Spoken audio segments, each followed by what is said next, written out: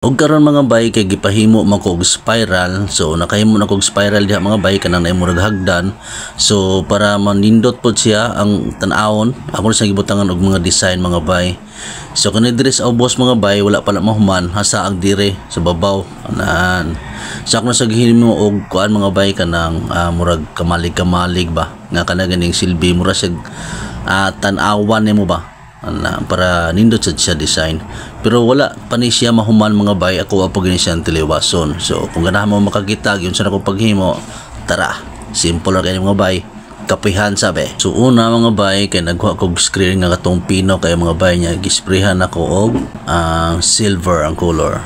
Ayan. O karon mga bay pag humanog patindog diri sa plywood, ako din ni siyang gialirungan og alambre kay mao na siya gamo na tong hagdanan or para spiral mga bay. Og sa dihang nagsugod na kog patapot diri mga bay, so mao na siya iplastada antod nga mahumanan ni siya. Unya karon mga bay kay ako na siyang butangan og para rooftop, para butangan na akong design sa babaw mga bay.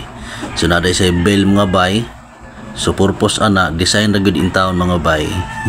Og karon mga bay kung nakita ninyo na ana na siya igbarog diha, kanang gabarog diha mga bay mo na gamon ako nga para kamalig nga gamay.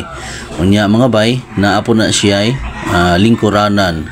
Ayan, so simple ra ka in town na siya mga bay. Ayda design ra gud na diha para pod arangan po tanawon atong spiral. So di ara mga bay ako nagibirahan ang tuwang atop mga bay.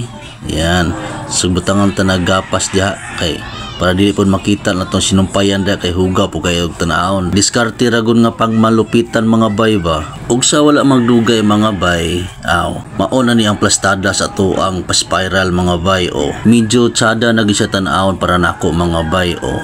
So ako na gi-designan diha mga bay. So nakauna-una mo ko ani nga design mga bay kay kana laging nature lover ta. So kanang makaadto tag buntod mga bay, so nindot gigayo sa babaw tan-awon. So mao na kong gibasihan mga bay nga kung adto ta sa babaw mao ni makita. Mao ra na ko nga nahimo na ko na siya mga bay. Imagine ra gud na agud nga pang malupitan.